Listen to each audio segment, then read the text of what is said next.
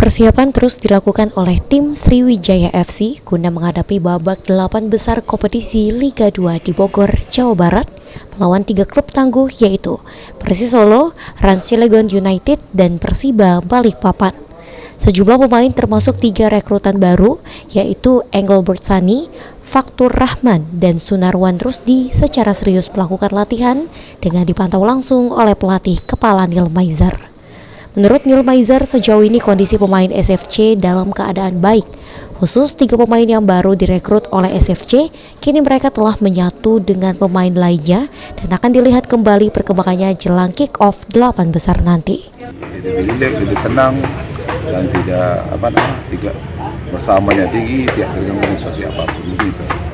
Terus 3 pemain sudah mulai dicoba-coba di berapa kali taktikal, progresnya seperti apa? Sudah mulai membaik. Ya, yang 3 pemain sudah mulai baik, sudah mulai menyatu.